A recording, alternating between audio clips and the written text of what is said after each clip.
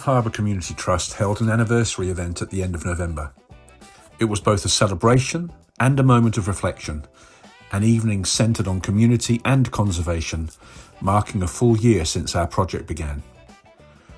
Duncan opened the night by reminding us that this was more than an anniversary, it was a chance to acknowledge the extraordinary dedication that has shaped the past 12 months. The presentations began with an introduction and update from our key sponsor, Restore Hibiscus and Bays, delivered by Deborah. Jenny from Forest and Bird followed, sharing insights from a conservation perspective. We then heard from Graham, leader of our Gulf Harbour Community Trust mowing team, who walked us through the current mowing status and plans for 2026.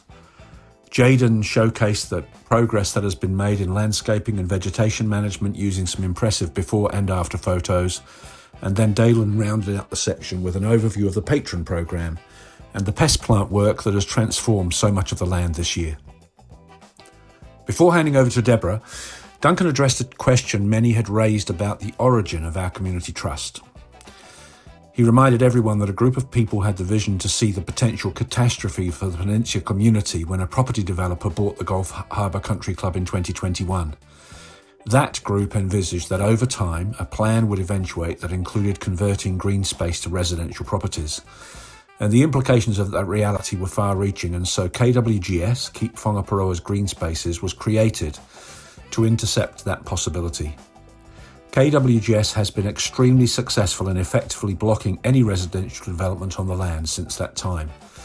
And we all owe a debt of thanks to the people who had the vision to start KWGS and to begin to plan for the eventuality that materialised so that we could be ready and equipped to deal with the threat. Duncan then went on to clarify that the Gulf Harbour Community Trust was established in October 2024 when KWGS members agreed that a separate organisation was needed to manage volunteer-led activities, mowing, pest control and landscaping, without compromising KWGS's core mission, which is to act as the guardian of our green space and uphold the encumbrance. Since then, all of the work discussed throughout this evening has been organised and overseen by the Gulf Harbour Community Trust leadership team with generous support and donations from the Peninsula community. Deborah works with our event sponsor, Restore Hibiscus and Bays, and she spoke about their broader mission, community-led environmental restoration with a strong focus on tackling invasive pest plants. Their work spans volunteer support, pest plant removal and native tree planting to rebuild habitat. In the past year alone, they have planted an extraordinary 25,000 native plants across their project areas. Their long-term vision is bold but clear.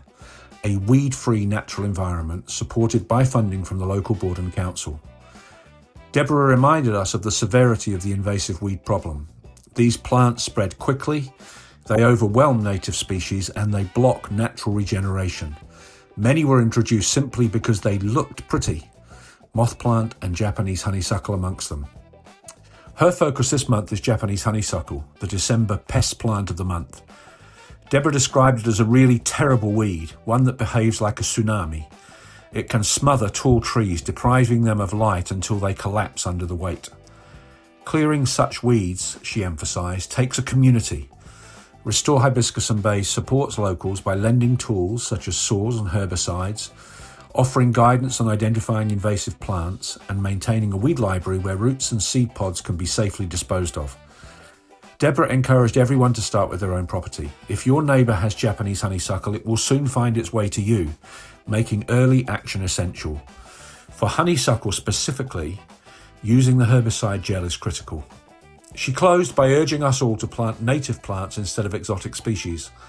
Native plants are easier to manage, they support wildlife, and they eliminate the risk of inadvertently planting tomorrow's pest species.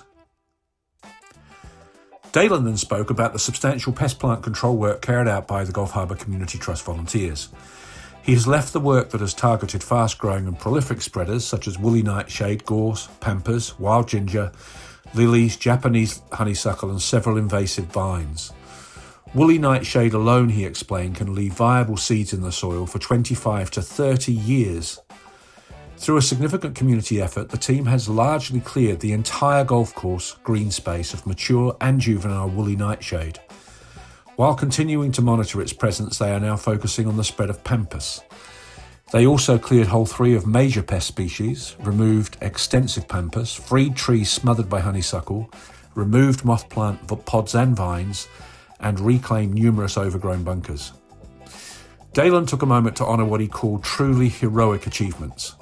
Chris's persistent effort on the enormous gorse patch, known as Gorse Hill on the 17th hole, and Guy's remarkable week-long digger operation that eradicated a massive gorse infestation on hole 14.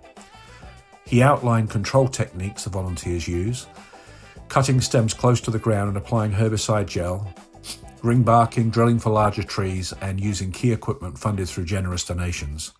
Among these tools is the commercial-grade weed whacker fitted with a circular saw blade, fondly known as the Wheel of Death, indispensable for tackling pampas. Jenny from Forest and Bird began by asking how many people already knew the organisation. Judging by the response, their outreach efforts are clearly working. Forest and Bird, New Zealand's largest independent conservation charity, has been protecting wildlife and habitats for more than 100 years. They operate across freshwater, land, marine and climate work with over 100,000 members nationwide. Their mission is delivered by supporting people, advocating for nature, collaborating with partners, protecting native species and developing enduring solutions. On the Whangaparoa Peninsula, they play a crucial role, including supporting the Whangaparoa dotterel minders. Jenny explained that the Gulf Harbour Country Club land is vital as part of a natural corridor connecting sanctuaries like Tiritiri Matangi and Shakespeare Regional Park. Though fragmented, the native habitats here are especially important for birds and lizards, and the peninsula, New Zealand's most populated, is an essential refuge. She shared a 5-year chart showing the extraordinary results of predator control. The numbers were staggering, prompting reflection on how different the outcomes would have been without Forest and Bird and their volunteers. As she closed, Jenny thanked Derek and Leslie, familiar faces within our community, and acknowledged the overlap between Forest and Bird's efforts and those of our trusts. Graham then took the floor to walk us through the operations of the mowing team. He began by expressing deep gratitude for the donations and support from the community. We could not operate without you. He recognised Gary from Jim's Mowing and Ash from Gatman's Mowers and More for their incredible generosity, not only donating their time but also refusing reimbursement for fuel. Graham also acknowledged the significant hours contributed by Jason, who has been crucial in maintaining the fairways. The mowing campaign officially began on the 21st of October 2024, made possible by a donated John Deere diesel mower. The first full round took 123 hours, as the grass had been growing unchecked for 18 months. The team initially prioritised the most overgrown areas, but soon adopted a systematic approach, mowing sequentially from hole 1 onward, when weather, volunteers and functional equipment allowed. Maintenance and fuel, he reminded us, are entirely dependent on donations. The sequential mowing program has been implemented so that the team are able to be sure to ensure that all areas of the country club land get equal attention. There are some areas that do hold more moisture, and so the team is aware the grass will grow more between each mow, but as the program moves around the course, some of the holes will not require so much attention, and so the team does its best to keep up with those trouble spots. Of course, the combination of weather, availability of volunteer time, and the practical reality of the availability of funds for fuel and maintenance all play into what Graham has to manage. Graham outlined the financial realities. Fuel is less than half the running cost. Maintenance and proprietary parts make up the rest. Diesel has been chosen over petrol to halve fuel costs. Maintenance can be expensive. The team do all they can to keep costs to a minimum. He shared one example, saving $636 on tyres by sourcing alternatives to the official John Deere. Next year's expected expenses include $2,500 for plates and a drive belt. Compounding this, the mower is currently out of action awaiting overseas parts and technicians. Vandalism has also caused setbacks. Bottles, cans and even bricks thrown into long grass can inflict $600 worth of damage per blade head. After a wet winter, the team faces a backlog and the likelihood of needing a second mower for 2026. Despite these challenges, Graham assured everyone that spirits remain high and the mowing will continue through spring and summer, one mower or two. Jaden then came and shared how he and his wife Ellie had found real community in Gulf Harbour since moving here 3 years ago, followed shortly by the heartbreak of the golf course closure. Jaden said, "Our success at the Trust truly stems from the community, taking authorship of our own destiny." And looking out across the room, he added, "I know 60% of the people here by name. Many of us could say something similar." We then presented powerful before and after images showing the extraordinary transformation across the land. And then Dalen returned to explain the patron group, a group of nearly 30 volunteers who each steward at least one golf hole, keeping it free of rubbish, identifying pest plants, and escalating issues that need broader support. Over the past year, the community has held 13 successful Sunday volunteer days, bringing people together while ensuring meaningful progress. Dalen also runs targeted Friday sessions every fortnight. He then introduced Ginny, who leads the catering team. Ginny shared how important the shared lunches are, helping volunteers reconnect, celebrate progress, and strengthen their sense of achievement. She showed the logos of the many local businesses that have been generously providing food and drink throughout the year. Their ongoing support has been invaluable. Dalen returned briefly to thank Forest and Bird and Restore Hibiscus and Bays, as well as Lodi and Sandy from the Stamp Society, the Society Totally Against Moth Plant, for their expert work on moth plant control. He also thanked Terry and Leslie, our anti-graffiti crew, who tirelessly repaint any reported graffiti, keeping it a rare sight. Finally, Duncan returned to address some final questions about the relationship between KWGS and the Gulf Harbour Community Trust. KWGS is an incorporated society representing residents of Gulf Harbour and the wider peninsula. When the country club closed and development concerns emerged, KWGS fought for the preservation of the 999-year encumbrance. Backed by strong community support, KWGS succeeded. The council publicly reaffirmed its intention to uphold the encumbrance and protect the land in perpetuity. In late 2024, as ongoing rumours and uncertainties created gridlock, volunteers and donors mobilised to maintain the overgrown land, a clear statement of how deeply this community cares.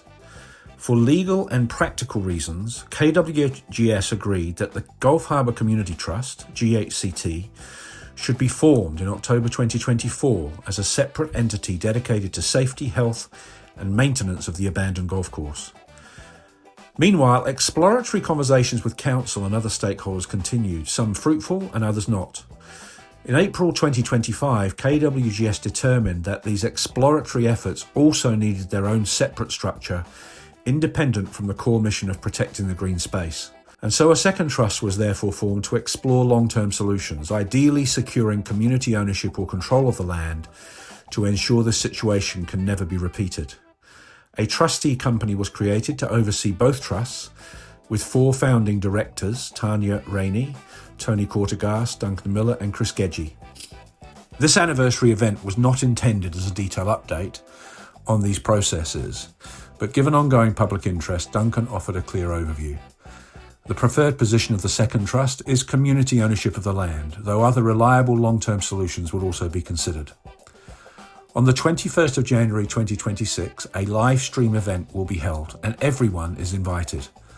Registration is through Eventbrite, the same system used for this event, and attendees will be able to submit questions during registration so that the session can be as informative and relevant as possible. The live stream will cover the progress on liquidation, Auckland Council's recovery of demolition fees and the status of the class action. Our legal advisor, Chris, then explained how supporters can become beneficiaries or members of the second trust. Chris summarised that Trust 1 manages mowing, pest control and land care, while Trust 2 is tasked with securing a long-term community-controlled future for the land. Chris will give updates on the live stream on the progress of the legal actions being undertaken by Trust 2. Registration for the live stream is now open at ghct.nz, or you can scan the QR code that is on the screen now. The process is simple, no account creation, no app downloads. Simply provide your email so we can send reminders and information. We encourage everyone to submit topics or questions you'd like addressed. As the evening came to a close and dessert waited patiently, Duncan closed the event with heartfelt thanks to everyone present, to those who supported the work throughout the year and to those watching the later recording. He shared that another public meeting is likely after the holiday season once life settles down again in 2026. He made one final appeal to anyone who would like to contribute to the Trust acquiring a second commercial mower. This coming summer, a single mower is probably not going to be enough to manage the vegetation and growth, and several people have suggested that an appeal be made for extraordinary donations and that be communicated so that more capacity could be provided. The intent is that the Trust would maintain and fuel this second mower, and when it was no longer needed, it could be sold and the proportional amounts returned to the people who had invested. Please contact us by email at info@ghct.nz if you are interested in contributing in this way. The final reminder that everyone is welcome at the January live stream. The registration details are on our website, and the QR code displayed on the final screen enables easy and secure donations to the cause. Thank you for attending, watching, or listening, or donating, and warmest wishes for the holiday season.